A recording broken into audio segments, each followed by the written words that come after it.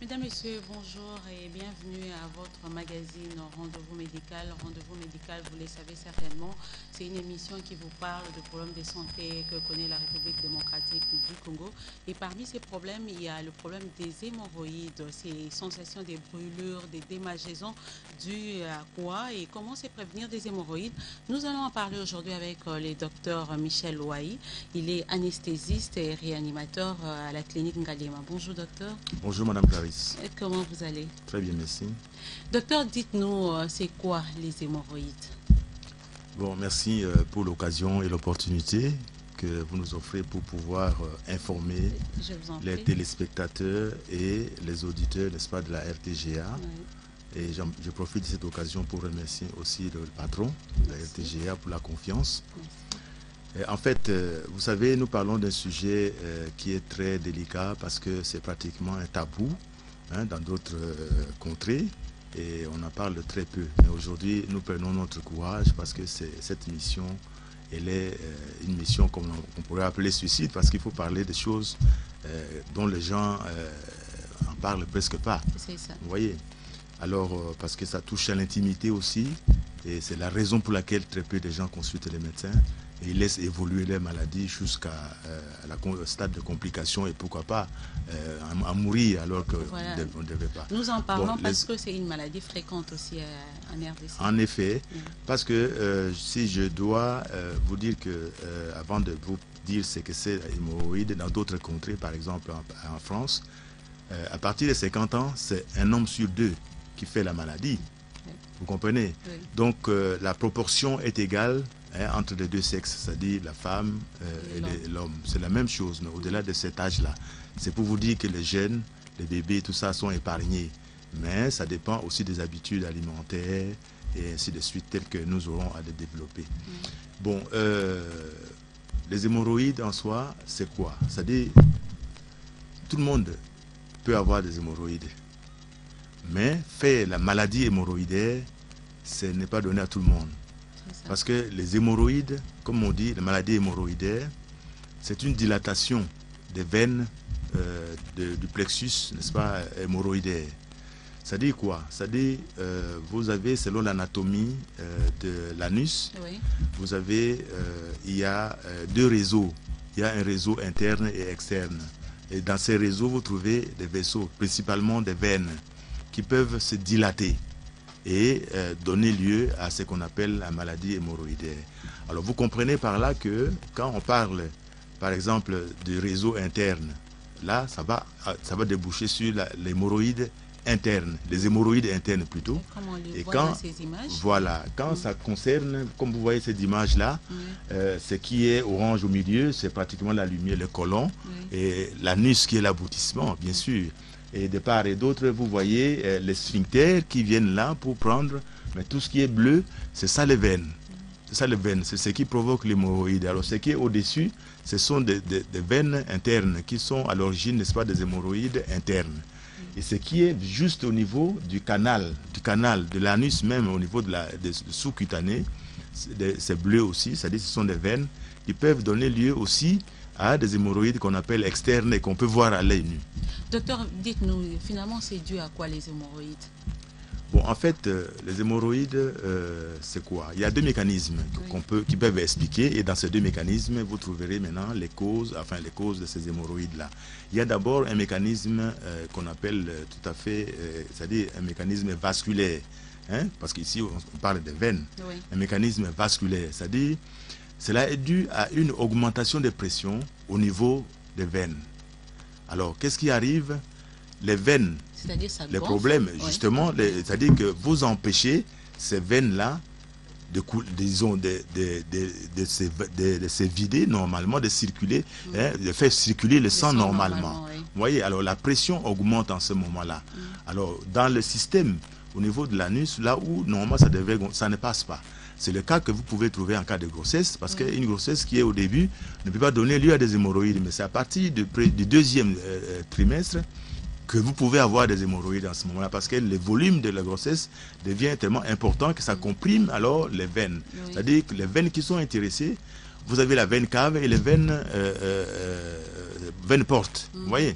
Alors, d'autres maladies, c'est par exemple la cirrhose du foie. Vous voyez, quand ils augmentent la pression au niveau de veine porte, hein, et ainsi de suite, à ce moment-là, les sangs stagnent, et ça gonfle, et ça dilate, et ça provoque aussi des hémorroïdes.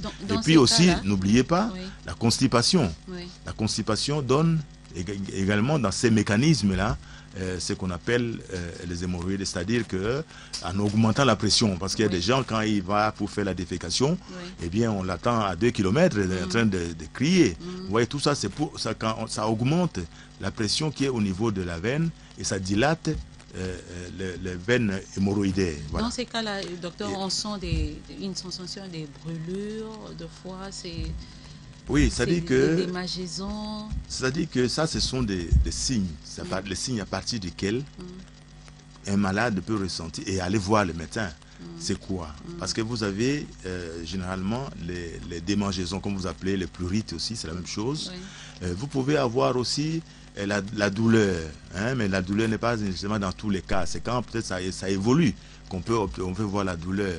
Mais vous pouvez avoir aussi les petits saignements. Vous voyez, c'est très important parce que les petits saignements, dès que les gens constatent, quand est-ce que vous pouvez constater qu'il y a le petit saignement? Le petit saignement, ça peut enrober les selles, tout comme aussi ça peut suivre directement les selles. Mais généralement, les deux, quand ça enrobe le sel, c'est plus les hémorroïdes externes. Vous comprenez? Mais quand ça suit, hein, ça suit maintenant les selles, ça vient peut-être que, hein, disons, après les selles, c'est souvent les hémorroïdes internes. Alors, il appartient maintenant à toute personne qui constate qu'il a un peu des hémorragies, enfin, du sang rouge, qui colore les selles ou qui suivent, n'est-ce pas, les selles, de voir les médecins. Et à ce moment-là, le médecin, en regardant, le médecin, à partir de ces plaintes-là, il peut regarder, s'il ne voit rien à l'extérieur, eh bien, il fait un toucher rectal pour permettre à ce qu'il peut voir si au niveau interne, si il y a des hémorroïdes, parce que ces dilatations sont aussi au niveau interne, comme je vous ai expliqué sur le schéma là. Alors, à partir du toucher rectal, il peut se dire qu'il y a les veines sont dilatées, il y a des hémorroïdes, mais on ne se limite pas là. Parce qu'il faut quand même faire des investigations, aller plus loin pour se débarrasser d'autres maladies qui peuvent aussi donner des saignements et ainsi de suite, telles que la tumeur abdominale et par exemple aussi des polypes qui, au niveau du côlon et ainsi de suite, qui peuvent donner aussi du sang. Est-ce qu'il y a d'autres facteurs qui favorisent aussi les hémorroïdes? Oui, madame. C'est-à-dire qu'il y en a tellement, comme je vois que j'en ai déjà cité quelques-uns. Oui. Et vous voyez par exemple, comme j'ai dit, la vie sédentaire. Vous voyez, la vie sédentaire, par la vie sédentaire, nous attendons celui qui est tout le temps assis. C'est comme le chauffeur de taxi ou le chauffeur en général, et les bureaucrates, tous ces gens-là qui mènent une vie pratiquement sédentaire. Là, vous comprenez qu'ils sont prédisposés à faire la maladie. Ceux qui font régulièrement de la constipation, comme je l'ai dit tout à l'heure, ainsi que la diarrhée aussi. Parce que, oui, mais la diarrhée, quand ça vient, ça augmente la pression. Vous savez, ça sort par une certaine pression. Alors, ça fait mal. Et en ce moment-là, ça peut augmenter la pression. Quelqu'un peut développer facilement aussi les hémorroïdes. Et en plus de ces deux facteurs, vous avez également aussi les sports. Ceux qui font les sportifs, même les joueurs de football, peuvent développer facilement des hémorroïdes parce qu'ils sont... c'est pas les contraires, docteur. Ce n'est pas... Justement... Sport, vous êtes épargné. Attention, on peut faire du sport, mais quand il n'y a pas que ça, il y a aussi les régimes qui peuvent... Ça vous permet, c'est la raison pour laquelle l'importance du régime et de l'hygiène diétético, tout ça, sont importantes pour prévenir. On va y arriver parce qu'on n'est pas encore à ce stade-là. J'étais en train juste de vous expliquer que paradoxalement, celui qui fait du sport, un footballeur, peut saigner en pleine compétition et on remarque que les autres sont devenus rouges et on le prend, on s'en occupe. Voilà.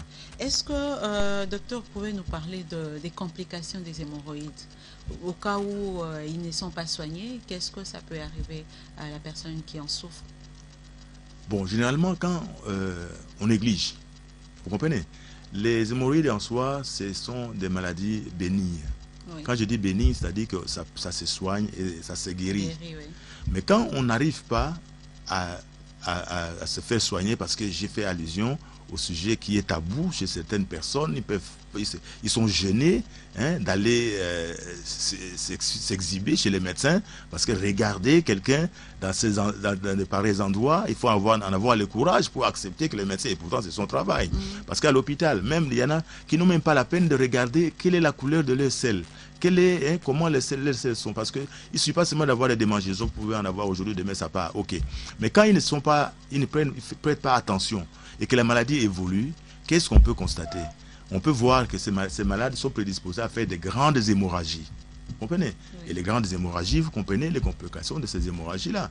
Il peut faire un choc hypovolémique, il peut en mourir. Ici, on ne le prend pas à temps pour essayer de freiner, de fermer un peu le robinet et les transfuser. Il y a aussi ce qu'on appelle la thrombose, la thrombose de la veine. Parce que non seulement, je vous explique, oui. Non seulement que la veine est dilatée, oui. Mais il y a un caillot, la force d'être dilatée. La circulation n'est pas bonne, vous comprenez? Le sang qui stagne peut former un caillot, un thrombus, et qui bouche. À ce moment-là, la douleur devient insupportable. Que vous soyez où, eh bien, vous chercherez toujours à voir les médecins pour qu'on puisse trouver solution à votre problème. Alors, vous comprenez que, et puis aussi, il y a un problème d'infection. Donc, si ce n'est pas soigné, et vous verrez l'importance. L'infection à quel niveau, docteur? Le niveau anorectal. Oui. Au niveau à l'anus et du rectum, là. Oui. Donc, si ce n'est pas soigné, parce que vous savez, en ce moment, très peu de gens, quand ils sentent que ça ne va pas là-bas, ils y accordent moins de soins. Et ça se complique souvent, des infections. Alors, des infections qui se compliquent, ça peut arriver jusqu'à une septicémie, jusqu'à un choc. Et les malades peuvent en mourir aussi. Voilà, docteur. Avant de continuer notre émission, docteur, nous étions dans les rues de Kinshasa. Nous avons rencontré quelques Kinois qui nous ont expliqué comment les hémorroïdes sont devenus fréquents à Kinshasa. Suivez. Quelque chose de fréquent maintenant, dans la ville de Kinshasa. Bato mingi bazo kotambola na ba milangi et tout le monde ba kisi, on parle que de ça. Biloko mo ezosenga ba médecin baye ba comment ko éduquer bato aussi le plan il y a nutrition et puis ko lia biloko ezo wuta na ba mboka ba paya mingi. Tu vois ba congeler et ça vraiment ba biloko moko ezo même malade wana mingi. Donc faut que les gens ba lia o ba bengi bio. Namsa to salaka nasina belango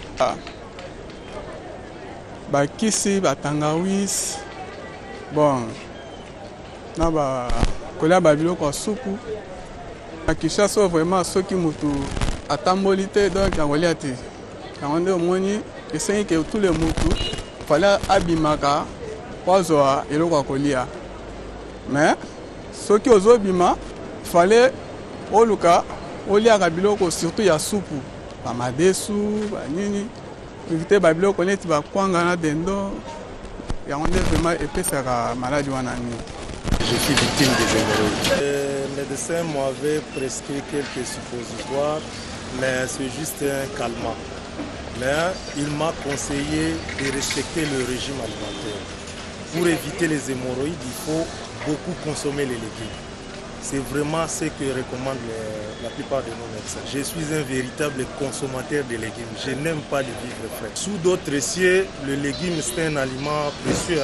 Ce n'est pas à la portée de tout le monde. Je vous dis d'ailleurs, au Gabon, ce n'est pas à la portée de tout le monde. Tout le monde peut consommer de la viande, du poulet, du consort, mais les légumes c'est réservé aux riches. Nous mangeons parfois à des heures disparates, ce n'est pas bon. Il faut respecter les heures de manger et puis le régime alimentaire. Surtout beaucoup consommer les légumes. Je crois que le problème des hémorroïdes actuellement à Kinshasa, c'est comme la malaria, comme on dit, tout le monde en souffre.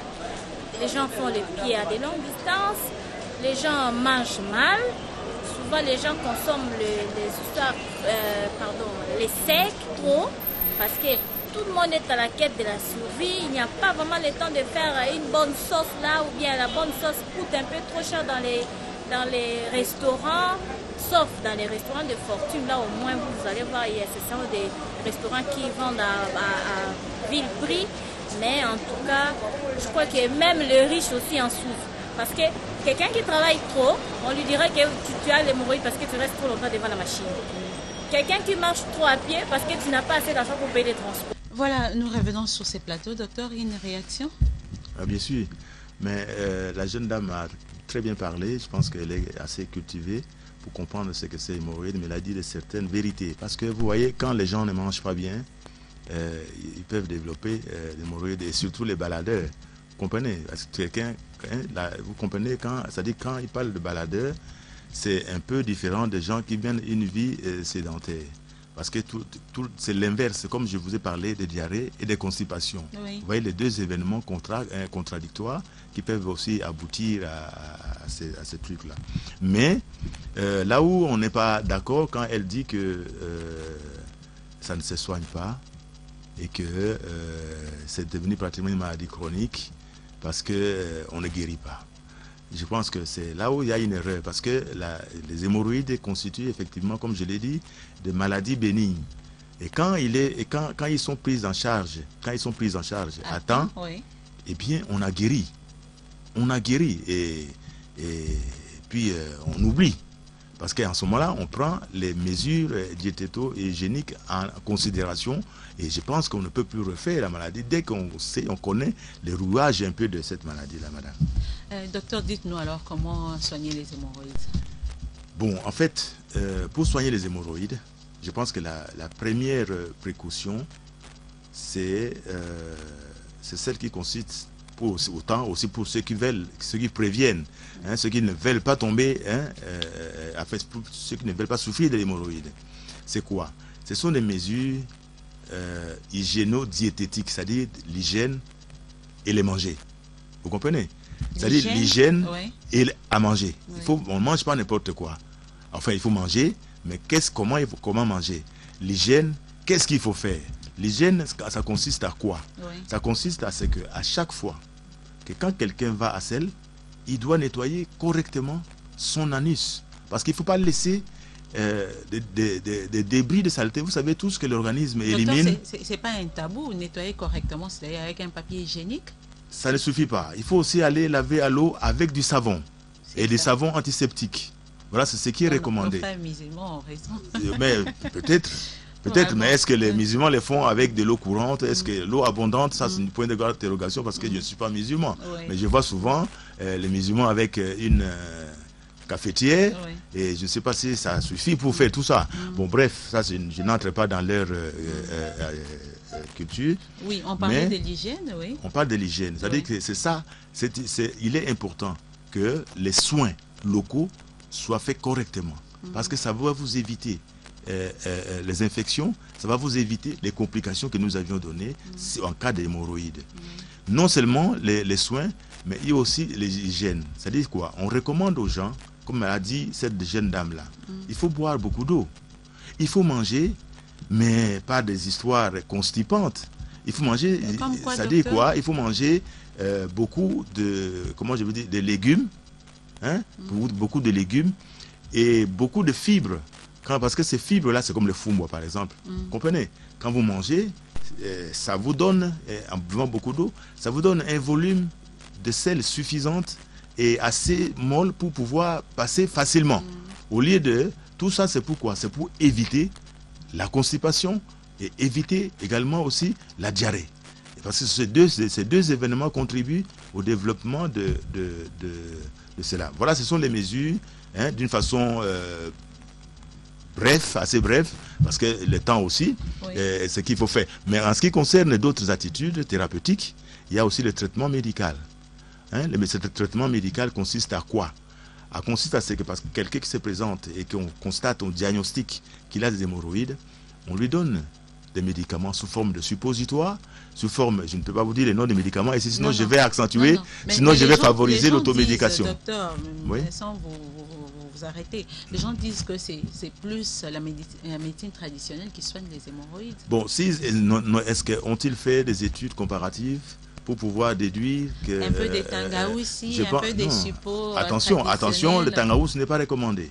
Ah bon? Parce qu'il est irritant, et tout ce qui est irritant, même les piments, on ne le prend pas. Ah bon? Pendant qu'on fait de l'hémorroïde. Il y a quelqu'un qui m'a même laissé entendre que trop d'épices aussi dans les trop d'épices, c'est mauvais. Donc c'est ça. Donc vous mangez, mais trop d'épices, il faut éviter les épices. Il faut éviter l'alcool. Vous comprenez? Il faut Pendant éviter qu'on souffre, l'alcool oui. pendant qu'on souffre des hémorroïdes. Donc, et docteur, dites-nous pourquoi on dit que les hémorroïdes rendent impuissants bon, chez l'homme qui madame, souffre? la question d'impuissance, je pense que c'est un problème de commodité. Vous pensez pour un homme, pour arriver il faut qu'il soit stimulé, il faut qu'il soit en érection. Mais quand vous avez un grand problème hein, qui vous incommode, je pense qu'il est difficile pour un homme d'être en érection pendant qu'il souffre de l'hémorroïde. Donc ça affaiblit d'abord l'érection et comment peut-il faire l'amour? C'est ça le problème. C'est pourquoi on parle de l'impuissance, mais je pense que c'est plutôt la commodité. Dès qu'on résout les problèmes, je pense que tout le reste, ça va de soi. Docteur, on revient encore à la prévention. Si vous pouvez dire aux téléspectateurs comment c'est prévenir des hémorroïdes. Qu'est-ce qu'il faut faire réellement, concrètement, pour éviter les hémorroïdes? En effet, pour ceux qui n'ont pas encore fait des hémorroïdes, Oui. eh bien, c'est qu'ils se soignent. Ils font des soins comme il faut, c'est qu'ils mangent suffisamment, parce qu'il a dit il faut en avoir les moyens aussi. Parce qu'il n'est pas donné pour acheter les citoyens, bites voilà, les légumes, acheter les légumes, les fumbois, les bites ceci, cela. Il faut en avoir les moyens. Sinon, les gens se contentent de manger tout ce qui est sec, tout ce qui est sec et constipant. Vous comprenez? C'est-à-dire qu'il faut éviter de manger toujours sec parce que c'est constipant. Il faut boire beaucoup d'eau. Il faut s'intéresser. Je pense que les fumbois ne coûtent pas excessivement cher. Je pense que les pondous ne coûtent pas excessivement cher, mais pas trop d'épices. Pas trop d'épices. Ainsi de suite, quand je vais parler de gingembre, quand je vais parler de tout ce qu'on peut mettre sur la table, là, ainsi de suite, les ingrédients, trop d'épices, ce n'est pas bon non plus. Alors, il faut éviter ça. Et puis, quand vous mangez, quand vous devez aller après le sel, il faut soigner, il faut se laver, parce qu'il faut prendre son temps. Il y en a qui ont des habitudes de défécation, c'est-à-dire que tous les jours, peut-être à 6 heures ou à 7 heures, il prend son temps. Il prend son temps. Avant les bains. Voilà. Et quand il fait la défécation, il se lave correctement. Et c'est recommandé d'utiliser des savons antiseptiques. Parce que c'est très important. C'est dégueulasse d'avoir une infection à un endroit, sinon ce serait une maladie très gênante, comme vous le savez. Et à ce moment-là, si on est pris par la honte, on risque de ne pas se présenter et laisser la maladie évoluer et c'est compliqué. Donc, vous voyez que ces mesures-là sont d'abord très importantes. Mais quand on fait la maladie, et il faut quand même que les gens, quand ils sentent déjà qu'ils ont un peu de sang dans les selles ou autour de selles ou après les selles, quand ils sentent qu'il y a des démangeaisons, parce que ces démangeaisons ne sont pas de nature, comme d'autres démangeaisons, ce sont des démangeaisons tout à fait invalidantes. Donc ça dit, ça met quelqu'un mal à l'aise. Vous comprenez? Alors, et la douleur, voilà, vous ne savez pas gratter, vous savez pas, voilà, c'est vraiment gênant. Alors, devant toutes ces histoires, quand vous ressentez, essayez de voir des médecins, on va vous prescrire des médicaments et ça va passer pour éviter des complications. Les médicaments ne sont pas compliqués. Il y a des médicaments qui sont là, qu'on donne à base, par exemple, des anti-inflammatoires associés peut-être à des anesthésiques locales. Et aussi, on peut donner un peu des corticoïdes aussi, qui peuvent jouer le rôle anti-inflammatoire pour faire disparaître tous ces symptômes-là et vous mettre à l'aise. Docteur, vous dites qu'il faut aller voir les médecins, mais quel genre de médecins voir? Bon, effectivement, soigner les hémorroïdes. Effectivement, on ne peut pas voir n'importe quel médecin pour soigner les hémorroïdes. Il est recommandé de voir, à défaut d'un proctologue, c'est-à-dire celui qui ne fait que, qui ne connaît que l'anus et le rectum, le proctologue, c'est-à-dire la proctologie. Alors celui-là, il a d'abord reçu une formation de gastro-entérologue. Oui, mais ce sont les gastro-entérologues, ici chez nous, qui jouent ce rôle-là. N'est-ce pas? Parce qu'à force de soigner régulièrement, ils acquièrent l'habitude aussi de bien soigner. Donc il faut voir un spécialiste en médecine interne et en gastro-entérologie. Pas n'importe quel domaine. Il ne faut pas aller chez un cardiologue pour ça. Il ne faut pas aller chez un pneumologue pour ça. Il faut aller chez un gastro-entérologue et il va vous soigner correctement. Vous serez guéri et vous serez épargné des complications. À un stade très avancé de la maladie, des hémorroïdes, docteur, on dit qu'on peut intervenir, un médecin peut intervenir chirurgicalement. Comment ça se passe? Bon, en effet, c'était un des volets de l'attitude thérapeutique qu'il fallait avancer parce qu'on a parlé de traitement médical, une mesure hygiéno-diététique, mais il y a des mesures invasives, c'est-à-dire interventionnelles. C'est-à-dire, on peut, dans d'autres contrées, on peut injecter des produits sclérosants. Quand on voit que en dépit de traitement médical et toutes ces histoires, ça n'évolue pas. On injecte un produit sclérosant pour aller pratiquement anéantir ces veines-là, c'est-à-dire que rendre ces veines-là inertes. Vous comprenez? Et puis aussi, il y en a d'autres qui utilisent d'autres techniques qui consistent à faire ce qu'on appelle une ligature élastique. Vous voyez, on fait une ligature, on prend de l'élastique et puis on ligature ces veines-là pour qu'il n'y ait plus de communication. Et à la longue, c'est pratiquement la même chose. Cette veine ne sera plus fonctionnelle, mais parfois il y a des échecs aussi. Mais tandis que devant tous ces échecs-là, des traitements médicamenteux et d'autres mesures ici locales, on recourt souvent à la chirurgie. La chirurgie, c'est une mesure radicale. Et la chirurgie, parfois, pas parfois, mais la chirurgie, si elle est bien faite, ça amène la guérison définitive. Et c'est une intervention délicate, docteur. Une intervention délicate, mais qu'est-ce que vous voulez? Parce que, pas aussi délicate que les gens les pensent. Parce que même l'anesthésie, même que ce soit la chirurgie, c'est juste une anesthésie loco-régionale. Et puis après, le chirurgien, il a la matière et il peut faire ce qu'il peut faire. Et en moins de 30 minutes, 40 minutes, il a terminé. Voilà. Docteur, nous tendons lentement mais sûrement à la fin de notre émission. Un message à tous ceux qui nous ont suivis aujourd'hui par rapport aux hémorroïdes. Comment s'y prendre lorsqu'on en souffre? Effectivement, les hémorroïdes constituent une maladie qui handicape les gens. Et en parler, c'est vraiment un tabou. Et ce n'est pas pour autant qu'ils doivent se laisser faire parce qu'il faut qu'ils cassent ce tabou-là pour aller voir les médecins parce qu'ailleurs, dans d'autres contrées, ce n'est plus la honte. Il faut aller voir les médecins et se faire soigner. Et les médecins vous diront ce que vous devez faire, en commençant par les régimes, par les soins locaux et par les habitudes. Parce que, surtout pour les gens qui sont toujours assis, les chauffeurs et tout ça, les gens qui passent tout leur temps à se balader, les sportifs et tout ça, dès qu'on voit, eh bien, il faut d'abord soigner la maladie correctement et qu'on en soit guéri avant de reprendre peut-être les activités. Voilà ce qui est bien dit. Nous sommes arrivés à la fin de notre émission, chers téléspectateurs de votre magazine Rendez-vous médical. Aujourd'hui, nous avons voulu bien vous parler des hémorroïdes, une maladie qui est devenue très fréquente ici à Kinshasa, pour ne pas parler de la République démocratique du Congo. Vous l'avez suivi avec le docteur Michel Ouahi, qui est anesthésiste et réanimateur à la clinique Ngalema, qui vous a bien expliqué qu'il faut tenir compte de l'alimentation, mais aussi de l'hygiène corporelle. Voilà, nous sommes arrivés à la fin de notre émission. Docteur, nous vous disons un grand merci. Je vous remercie aussi, madame. Merci à vous de nous avoir suivis et à la prochaine.